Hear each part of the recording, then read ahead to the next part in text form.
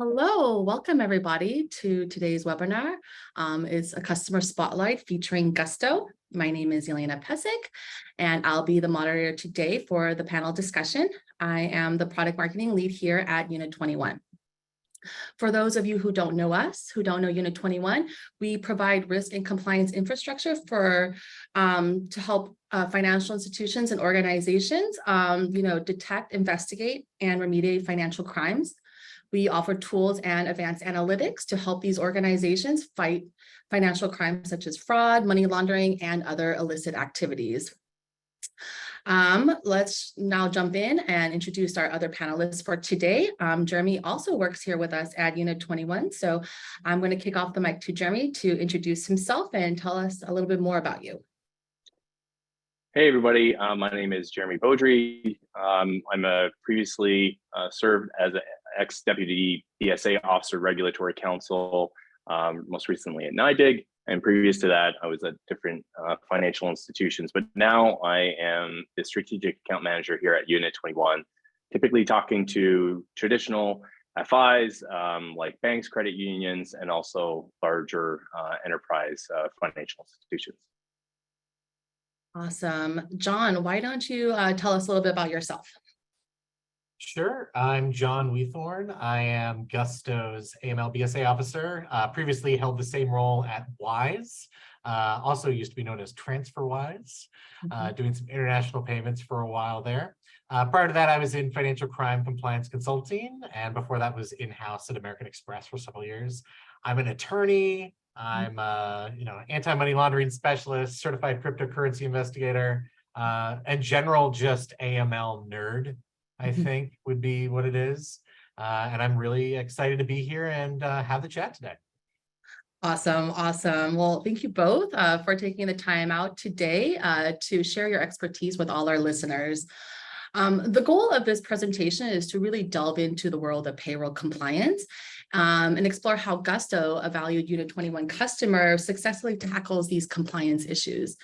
This webinar is broken up into 4 different topics. First, really talking about how to build a case for compliance. How do you convince your executive leadership team that you need, budget to have the right talent, the right tools in place to successfully deter financial crime? We'll jump into success metrics. What are they, with Gusto, how they can be used to even, talk to your executive leadership team, to convince them to, continue your programs. What really ties it together really is Unit 21. We do offer, again, like a software that really helps, organizations really tackle, compliance challenges, meet regulatory requirements, figure out like what's going on right under your nose. We'll lastly conclude with AML compliance best practices. We'll receive some tips from our expert panelists today, and then jump into our Q&A session. Next slide. And so again, this is a live recording today. So this is a panel discussion. So we ask everybody to submit their questions with the Q&A button below. So without further ado, let's get started.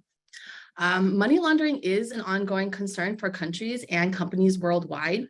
Although we kind of already know the number of how much money is laundered, it's still an astonishing fact to hear.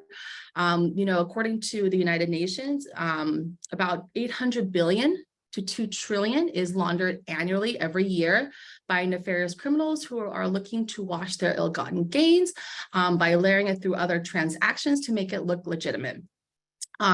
So to tackle money laundering, it's important for any business like Gusto that conducts financial transactions to develop a robust AML practice, to align under the Bank Secrecy Act.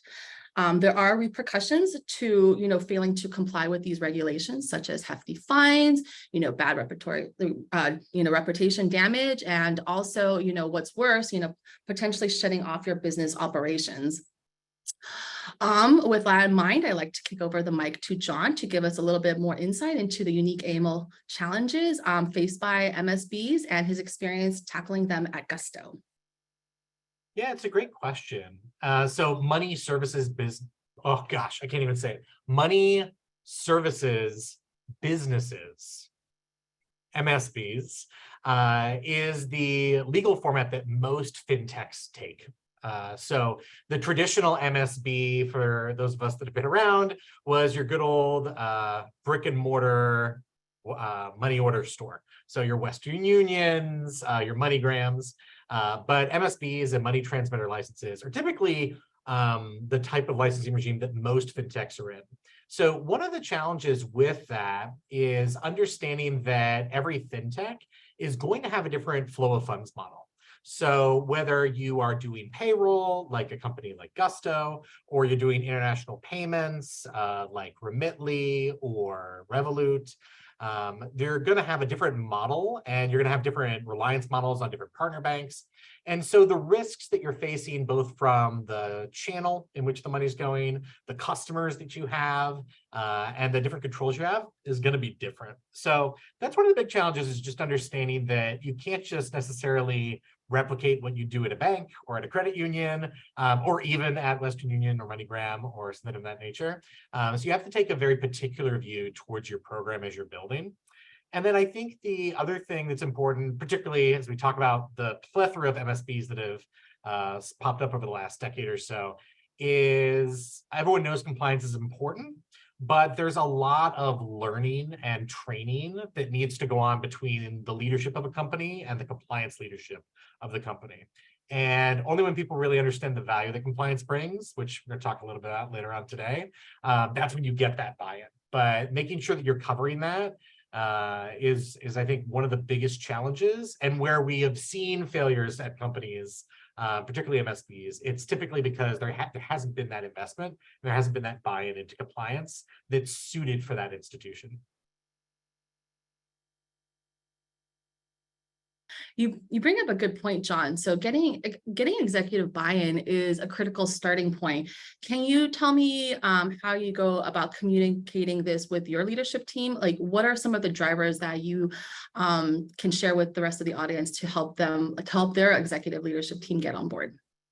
Yeah, so I think there's two big things about getting buy-in. So one is you have to make a case that good compliance strengthens the business. I think one of the biggest mistakes or myths, I would say, that sometimes compliance professionals fall into is that compliance is a cost center, because that's a widely held belief. It's like, oh, compliance is something we do, and we do it to not get in trouble. I think that's the wrong way to frame it, particularly if you're trying to get buy-in, to get investment, whether that's in headcount, technology, funds. But good compliance strengthens the business. And if you can build a good compliance culture, it's one that's not only sustainable, but also scalable. Your company at 1,000 people needs a different compliance program than when it has 5,000 people or 20,000 people or 100,000 people. So when we talk about making the case, I think you have to talk about what is the value that compliance brings, which is a lot. There's a lot of different value that having good compliance brings, but it really enables the business to do what they want to do, whatever your business model is. But without that compliance, then the business just does not exist. Compliance is like an existential risk to any organization. And if you don't make sure it's working, then nothing's going to work at the company. Yeah, absolutely. That does make a lot of sense. Jeremie, do you have any additional insights to add here? I think John makes some good points that it does strengthen the business. Ultimately, avoiding regulatory fines is a top of mind issue for a lot of people, but it's part of a risk compliance culture, and compliance should be something that's preached daily instead of being annual during the AML trainings or risk assessments and board reviews. Even if it's a summary of a current event that's happening, a regulatory enforcement action, a movie or TV show that's just out that makes money laundering kind of a sticking or pique someone else's curiosity. It's always important to share those things with the whole company. So if you're wanting to share an article or recent enforcement action, share it with the whole company, but also make sure to summarize it so that it's just not a link that someone will just ignore. Write a couple sentences on why it impacts the industry or your company directly, and then that's something that you can show more buy-in from everybody. because you're building a culture of compliance. And one thing that my pre said last week that I could relate it to today's discussion, it's very easy to raise bad kids, very easy. You just don't do anything. But it's very hard to raise good kids. The same thing can be said about compliance. So if it's really easy to have a bad compliance, either the department or the whole compliance risk culture, it's very easy to have a bad one, but it's really hard to have a good one. So making sure that you have a good running compliance department, make your company's compliance department boring by having people work harder and smarter. So those are a couple of things I'd like to add. Awesome, awesome. I really like that analogy. It's definitely very relatable. This is also a really great way for to transition to the first topic of the day, building a case for compliance. So Jeremie, since you've been a compliance officer, like how important is it to get investment for proper tooling for your operations? I think it's extremely important just because most of the times compliance officers deal with staff limitations, and that requires efficient tooling. So the company, as John mentioned earlier, they view compliance as a cost center. So they're like limited amount of resources, limited amount of staff until there's an enforcement action that like makes you do a lot of things. But having proper tooling can, and pitching it to the executive leadership that's going to approve it is easier if you're going to say, well, this will save on this head count. So as compliance teams also from those limited headcounts typically don't get the love and recognition that a lot of other sales folks have or marketing or whatever, having a really great solution for them to do their job and automate a lot of the administrative tasks that are typically part of their job makes them like their position, like their role, and ultimately having that is kind of their reward or part of their reward for joining your team. Yeah, absolutely. I think compliance teams need more love, more attention, more budget. So that you make a good point. Again, having the right tooling is paramount, but there's obviously a lot more to it than that. What do you think, John? We'd love to hear your thoughts on this. Yeah, I love more budget. I will never complain about getting more budget for compliance. I agree with Jeremie. I think you do have to invest in tech. I think you also have to invest in people. And by that, I mean, you need to make sure you're hiring the right people and then empowering them, right, to do their jobs. So it is very competitive out there for experienced talent in the financial crime compliance space, in that AML space. Very, very competitive. So in as much as we have all these fintechs and crypto companies and big banks, small banks, credit unions, payday lenders, there's so many regulated institutions getting experienced talent and people that are really engaged in the work. It's competitive. So you need to make sure that you're hiring the right team. You can invest millions of dollars in really great tooling, but if you don't have the right leaders in place, if you don't have the right analysts in place, if you don't have the right working culture, it's not going to matter because they're just going to leave, and you're not going to have anyone to run all that tech. So part of that though is also making smart decisions about your tech, and making what I tell the team is like making your lives really easy, right? So whenever we can leverage technology to reduce manual work, so we can scale things. Oh my gosh, makes everyone's life so much easier. If we can just automatically pull things, and this is something everyone's trying to do, just so you know, every software, every department is like, oh, could we automate writing this report? Can we automate that? And you can write me down as saying, I don't think SAR writing will ever be automated. I know there's someone listening right now being like, oh no, we've almost cracked it. I'm like, sure you have. But there's a lot of things you can do. And I think that also, when you're looking at tech, you also have to say, hey, what internal systems do we have that we have to deal with? We can't get rid of it. And then how do we make them play with our other systems that we're using in AML compliance?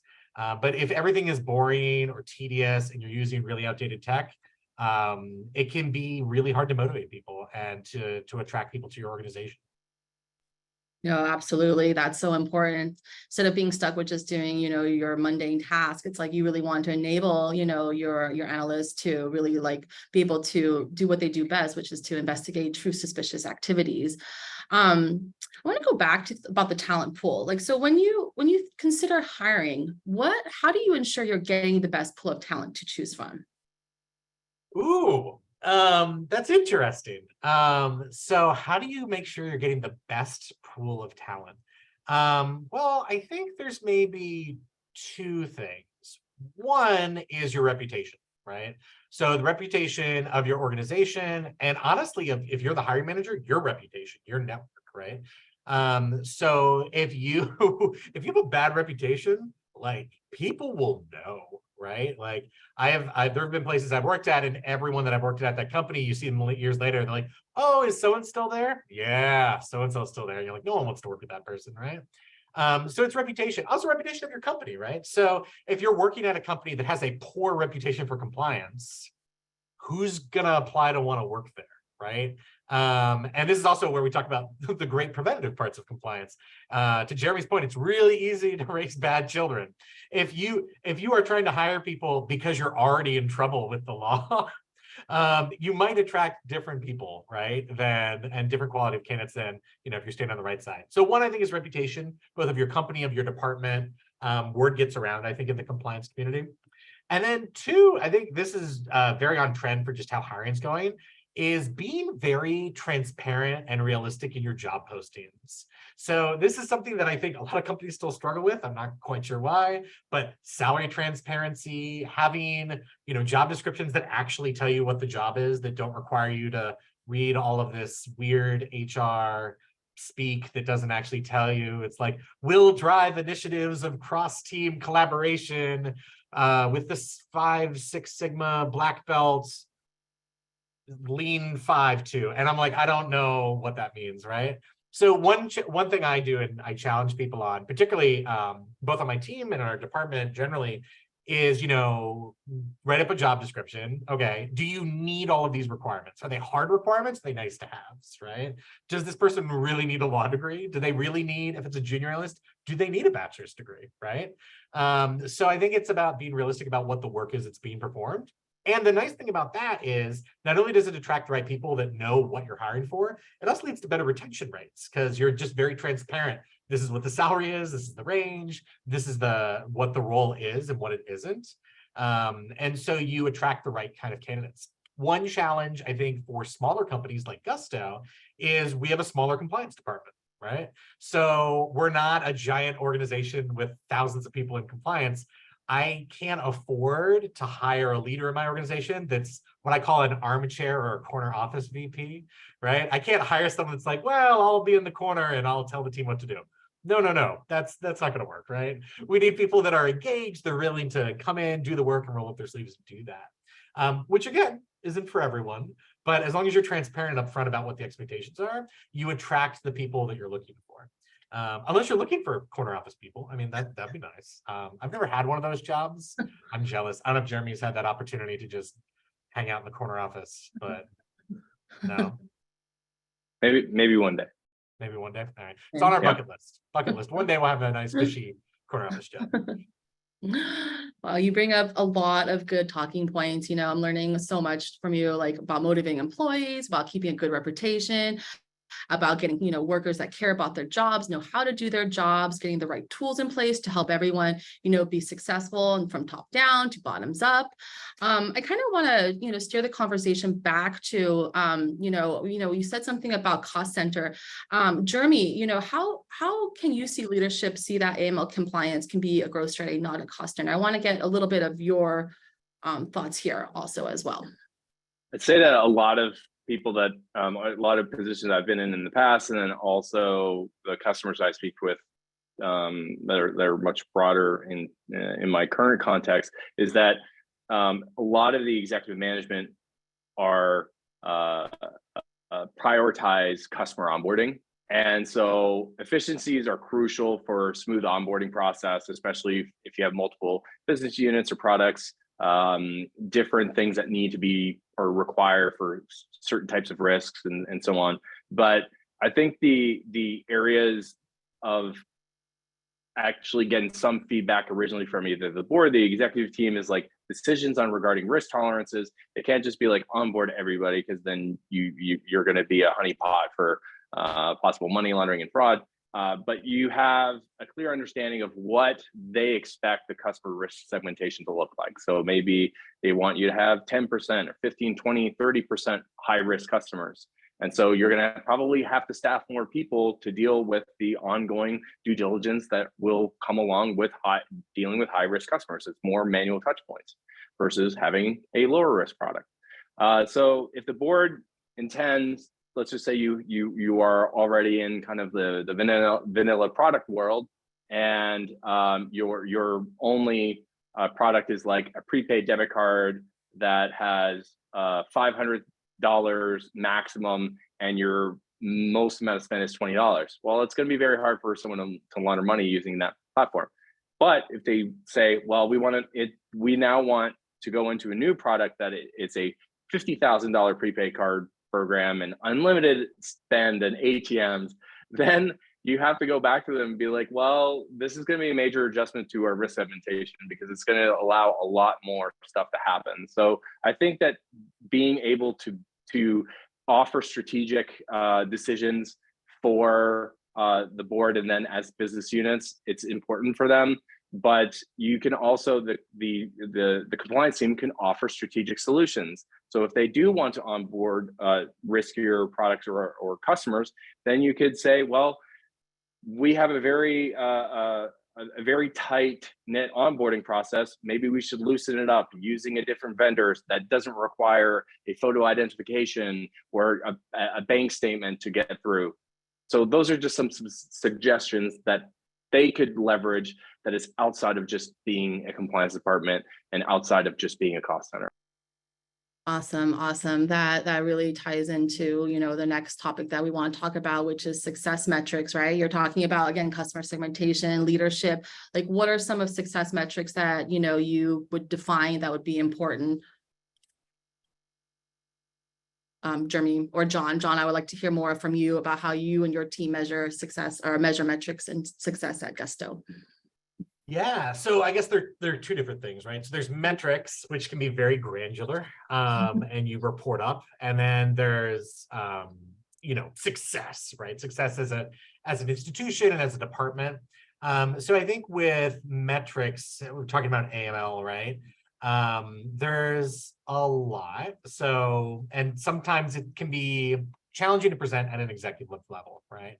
But one thing we do have is there's work, right? Like AML investigations, there's work, there's SARs, there's alerts. So we often talk in terms of alert productivity to make sure that, we have metrics on how well our tooling is working. And then the productivity in the SLAs, so your service level agreements of your team. So one thing we do, and we use Unit 21 for this, is we can tell how long cases take in each stage of the process, right? So how long did it take us to review an alert? And then, hey, if we decided we had to file a SAR, from when we determined it's suspicious to filing, what was that SLA?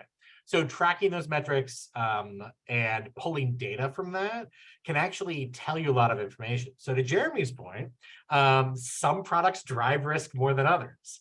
And so if you're able to track metrics to say, wow, we have 5 products, but 2 of them drive 80% of our work, and the business wants to expand on that, you're able to make a data-driven conversation happen with the business to make sure that you're investing. It's really hard to play catch up. Well, it's not hard if you have money, but it's costly to play catch up if you're not staffed properly and if you're not tooled properly. The other great thing about metrics is when you look at efficiencies of rules and rule tuning, that can also tell you if you're way off, right? So if your team is spending 99% of their time looking at false positives all day, have you done above the line, below the line testing? Have you documented it? Have you model validated that things are working the way they are? And there's a danger, because I think you can always generate a ton of alerts. And you could say to the board and to your company, well, we had 1 million alerts this quarter and we closed them all. Great. But if they're all garbage alerts, like, do you have a good program? Probably not, right? So I think it's, understanding what the risk is of your institution, making sure you have those controls in there, and your metrics should feed back on that so you know what impact you're having. Yeah, that absolutely makes a lot of sense. You bring up a lot of good points. One thing I would like to know is, as a Unit 21 customers, in what ways has Unit 21 helped you, track these metrics? Ooh, great question. So Unit 21 has tagging, which I love. So there's customizable tagging in Unit 21 where we can, without engineers, not that I don't love engineers, any engineers on this call, I love engineers, but having to get engineering resources takes time. But with Unit 21, we can quickly add tags to particular rules or transactions or accounts, so we can track trends. So if, for example, we see a particular wave of activity, we might spin up a rule that we add a tag to and say, oh, this was the business email compromise from Acme Incorporated or from that incident. And that way, since we have that tag on that rule, any alerts from that rule generate with that tag. So when I pull reports on a weekly or monthly basis, I can immediately see what it is. And you can do that by typologies. You can do it by any number of things you want to do for your program, but it's very customizable. So that's made my life a lot easier, particularly with just spinning up data, not spinning up data, but being able to track data in real time. It's been really fun. Awesome, awesome. It's great to hear that tagging has been a big asset to your daily work life at Gusto. John, how does Unit 21 help make the lives of you and your team easier? Not just, okay, now you can report metrics, but what about the day-to-day? Yeah, I think one of the things that I like about Unit 21 is the customization. So we're able to build out our own queues and our own flows and have different roles in the system. So we can say that, junior analysts are working on these queues versus senior analysts or managers. But what's really nice from the analyst perspective is you're able to see your own stats in real time. I'm all about gamifying your job. If you're not doing it, you're missing out on a lot of fun. But analysts love that they on their own can come to a one-on-one and say, hey, week over week, this is how I'm improving my productivity, or my QC scores are coming back, and based on this data, you have it on there. And really, it's something where there's a lot of systems you can use for case management. What's nice about Unit 21 is it's very easy to use and easy to customize, where I don't have to, again, use engineering resources or, build a whole new build. Also, if we have special projects, so we oftentimes will want to deep dive into an emerging risk, or to Jeremie's point, we might want to expand a market. So we might go back and look at older cases. We can pull those into a separate queue and just work those, so we can track the data separately. And it makes things a little bit easier. And then with that, there's also an audit trail. So everything in Unit 21 has a very clear audit trail. So whenever we have our annual exam, it's very easy to just pull that data. And I guess the last thing is just custom rules. So we can just custom rule things. I love customization. But being able to very quickly deploy custom rules and to test them, again, without engineering input, we can just run a rule. Now, I'm not saying I'm the best at building rules on the fly, but there's a shadow mode. So we can test things and then see if they're working we want, tune them before we deploy them in the live environment. Yeah, customization is also one of my favorite features about the Unit 121 platform. Being able to use your own data, customize it to the way you want to fit your risk tolerance versus vice versa. It's not so rigid. Jeremie, in your experience on the vendor side, do you have anything else to add? Well, I think John's point that engineers don't want to focus on a compliance product when they're doing something else is what I hear about from any time that I've spent at either a fintech or a bank. Is they're making this really exciting, changing the world apps, but they're like, okay, well, we also need 20% of your resources to build a case management and transaction monitoring solution, because we're now a financial institution and regarded as a money service business. It's not going to bode really well. So I think that ultimately them focusing on their product is much more important than being able to just onboard a solution like Unit 21.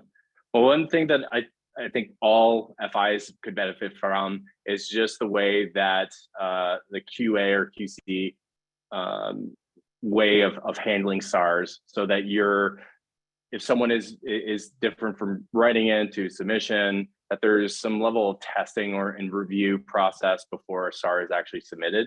Another thing is team uniformity. One time I had a manager that was a really big stickler about certain case and investigation things that she thought was important, and they were typically all ad hoc requests. So I would have, it would be great to have her thoughts provided within the tool, so I can do my investigation properly as if she were to be doing it with me or herself.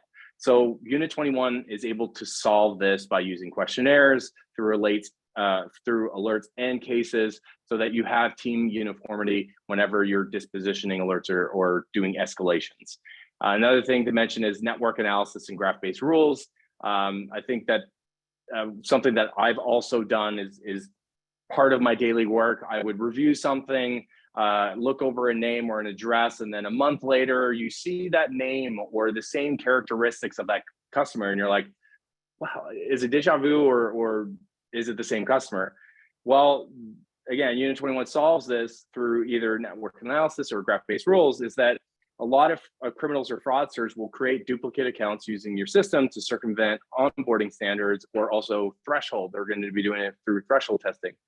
So if, let's just say, your product has a max of $5,000 of ACHs per day, well, they'll make 20 accounts. But if they all share the same IP or device ID, well, graph-based rules can kick in of saying, alert me whenever there's a device that creates several accounts, or social security numbers, phone numbers, addresses, bank account numbers, crypto addresses, all of those unique parts of data that have also some tidbits of non-unique data would be able to be displayed for you. And it makes it that much easier to use our tool and investigate financial fraud and also criminals. You know, I do appreciate both of your unique insights here. There's a lot of good info on Unit 21 and how it could be helpful to everyone on this call today. Before we move on to the final topic and then Q&A, you should see a poll pop up on your screen. Please select the best response that reflects your interests. While we're waiting for the poll to conclude, I'd like to remind everyone to submit any questions they have using the Q&A button at the bottom of your screen. We will send the recording out to all the attendees in the webinar, maybe about a day or so. So please feel free to share this link with your colleagues. Okay, let's give this like a couple more seconds before we move on to the final topic, which is all about hearing John and Jeremie's opinions about AML best practices.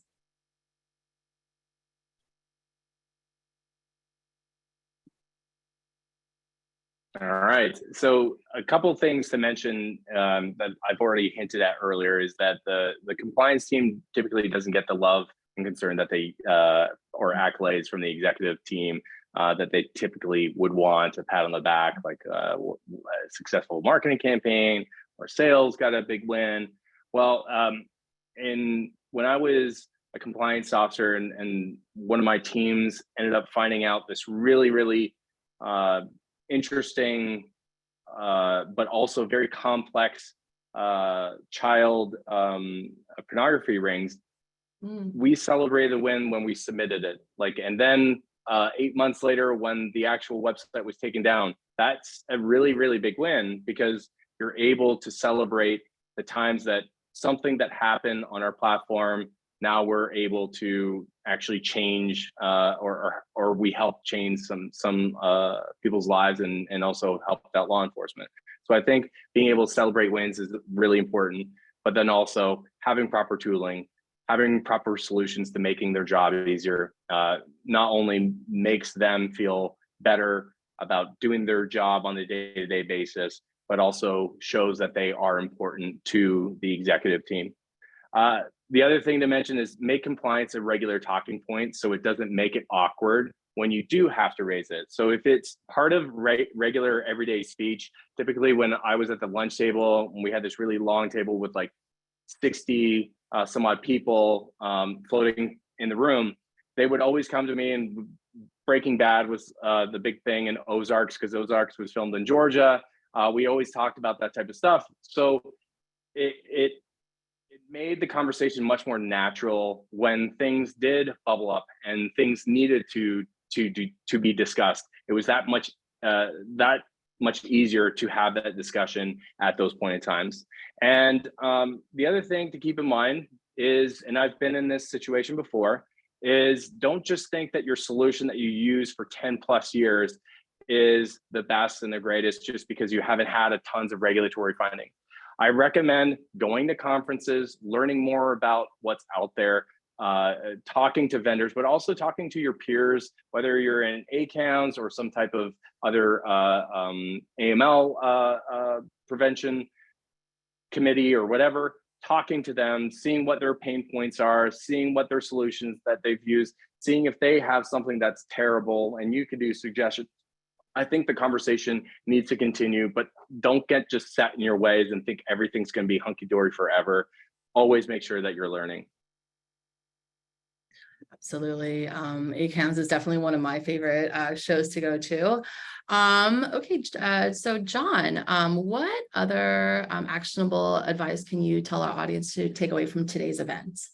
Oh, I put it on as the first key point. It's all about people. I'm a people person, and I will first off by saying, Jeremie, you're absolutely right. People should be talking about compliance, not just when it's a problem. I find, at least at Gusto, me speaking up about compliance is not a problem, and me talking a lot. It happens.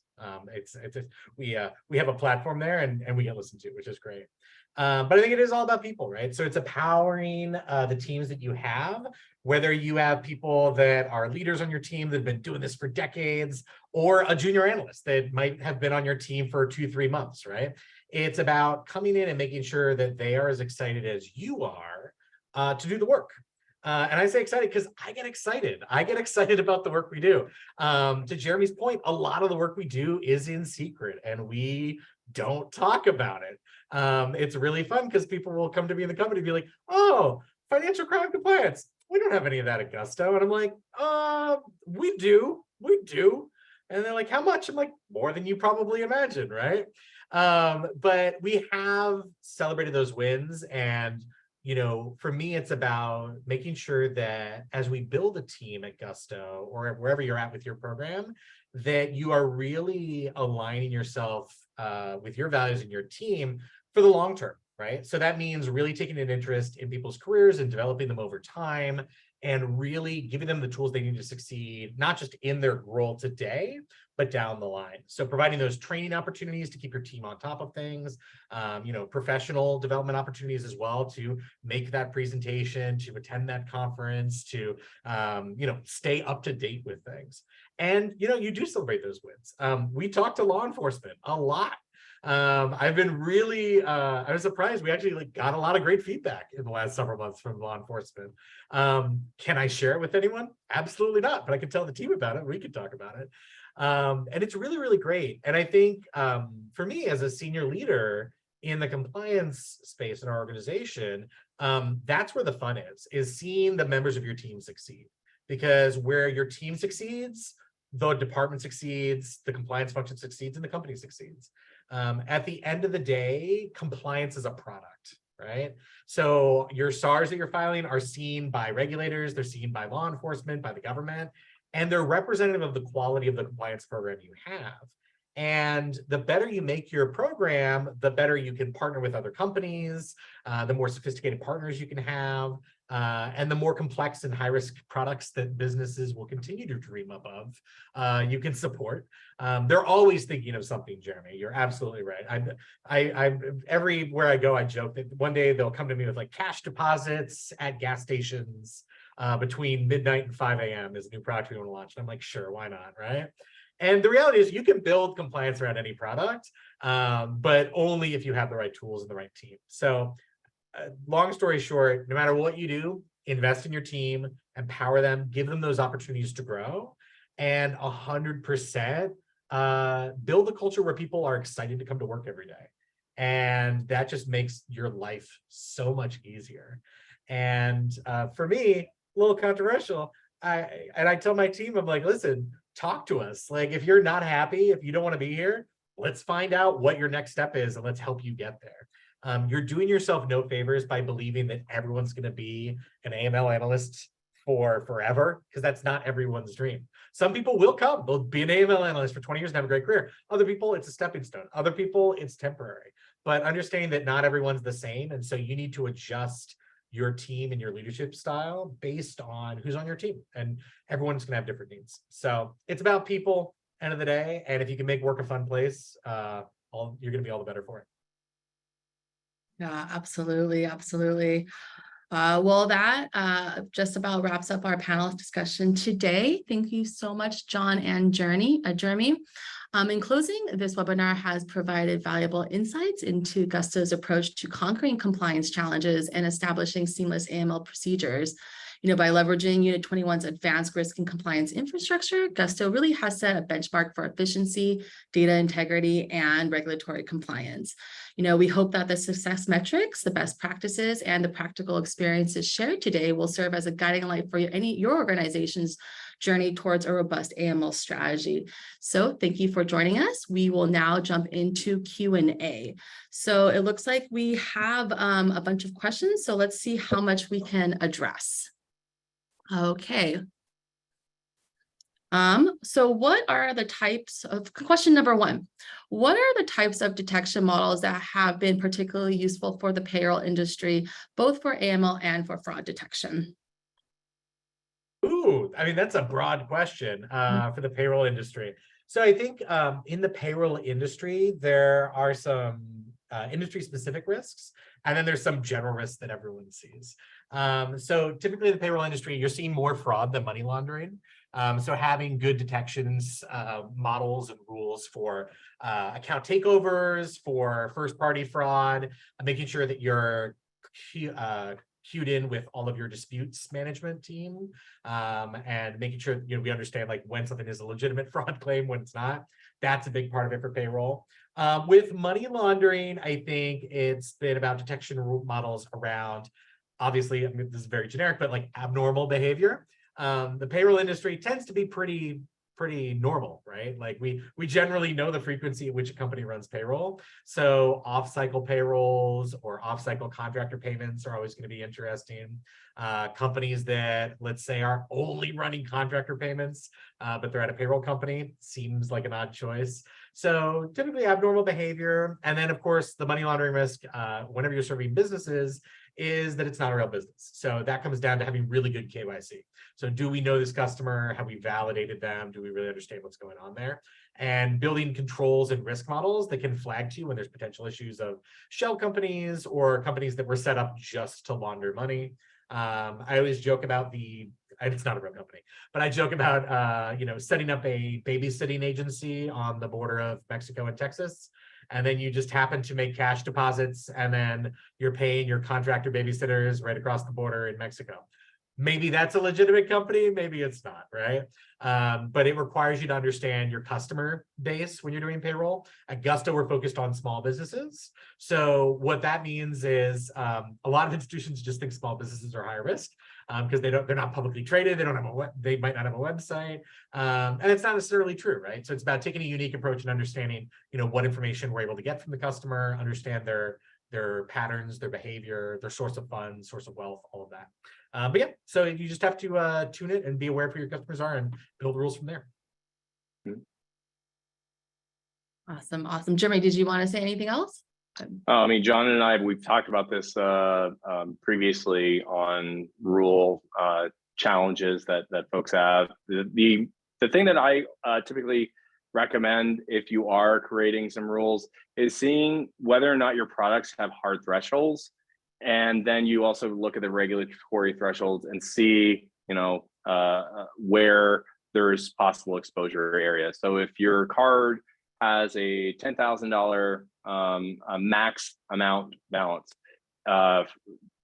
Gusto has a card program. So if there's constant refilling of around that top threshold, and then withdraws or significant amount of spend. And then you look at the spend and it's just like one or two specific square businesses that could have like a contractor on the other side of it. That's a good one. Or if it's a cash intensive business and most of the payments are that, like if they're depositing $20,000 in cash a day because it's a restaurant, but most of the payments are going to one particular offshore entity. That's probably something you need to have some ability to detect that type of activity. So yeah. Jeremy, clearly all of my fish for my restaurant comes from the Cayman Islands. I don't know why that would be suspicious whatsoever. Yeah, we were talking about steak earlier. So if your restaurant was, you know, your burger restaurant that sells $20,000 worth of burgers a day, all happens to be Wagyu beef from Argentina, that would be a pretty interesting use case there. Also, interesting business model. Jeremy and I are open to offers to partner on that. We're big into steak and meat. Yeah. Okay. Second question. This question's from Kyle. Can you provide some examples of the customization options offered by Unit 21's infrastructure?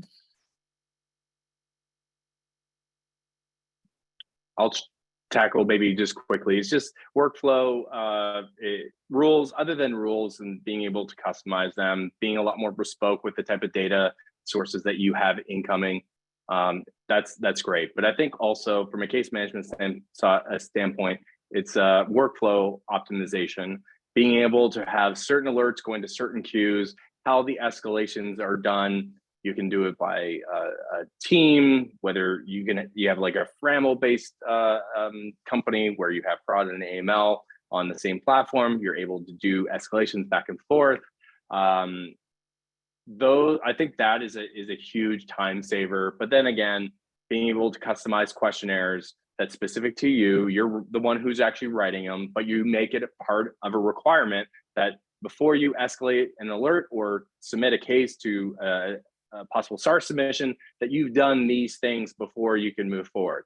So that's one or a couple ways of adjusting or changing the work streams to make it that much easier to work with Unit 21. Got it. Okay, another question we have from the audience. Why did Gusto choose Unit 21 over other vendors, and how did you sell it to executive leadership? Well, if you're not doing a competitive bidding process at your organization, you should start doing that. So we looked at a number of solutions at Gusto. So I think it was 11 or so maybe vendors that we looked at. And so we did a competitive request for proposal or RFP process. One of the challenges I think for a lot of organizations, and Gusto is no different, is when you're going to use a system that does a lot of things or requires a lot of engineering, like a transaction monitoring system or case management system, you have different stakeholders that are involved. So as part of our vendor search, we had people from our risk operations, AML compliance operations, fraud operations, and our risk engineering teams all involved. And that was, so we were able to narrow the pool down to finalists, and then we had demos, and then there's security reviews, privacy reviews. We have to look at the budget, we have to look at pricing schemes. So ultimately, it came out on top for what we needed at the time, and that's why we chose Unit 21. Now, we don't have a forever contract, so Unit 21 has to keep up, giving what we need, because again, organizations change over time, right? Gusto today is completely different than Gusto 5 years ago.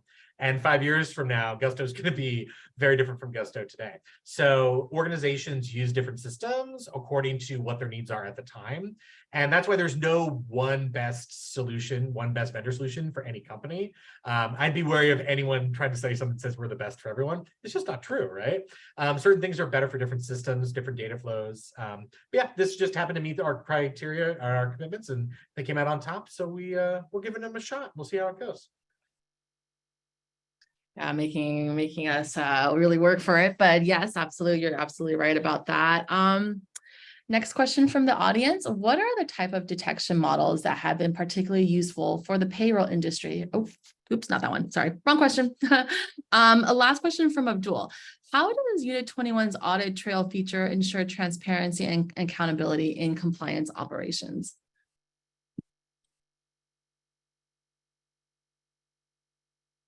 Either Jeremie or John. I mean, it's an audit trail. There's no magic sauce to it. Everything's written down, right? So you can't just delete things. There's records of rule changes, particularly if you're trying to do model validation and having a firm come in, or if you have a company large enough to do it yourselves. Everything's tracked. So if there's comments on a case, if there's edits to a case, everything's tracked and it's easily downloadable. So if you have regulators coming in for MSBs, lots of state regulators, they will want to see, hey, show us every alert that you've had, and they'll pick some and they want to see how you did them. There's just a very clear audit trail. So yeah, it's just there for you. I think that part of using a solution like Unit 21 and having the compliance and fraud teams using that versus using external communication tools, in the event that there is a subpoena for data information, you could just say everything is stored in here, and it's not, discussions aren't over Microsoft Teams or Slack or some other type of communications product, so that everything just retains its purpose inside of Unit 21. So you're not trying to find data outside of Unit 21. It makes it that much more efficient in the event that there's something that happens. But making sure that everything is transparent and not you have an audit trail that you can't delete, can adjust without it being logged, is a really important feature for money service businesses and also financial institutions. Thank you. And thank you for both of you. That's all the time we've got today. Thank you for joining us. If we did not get to your question, we will follow up with you directly. Again, if you would like to speak further with Unit 21, please visit our website at unit21.ai. Again, thank you for joining our discussion today and enjoy the rest of your day. Bye, everybody. Bye.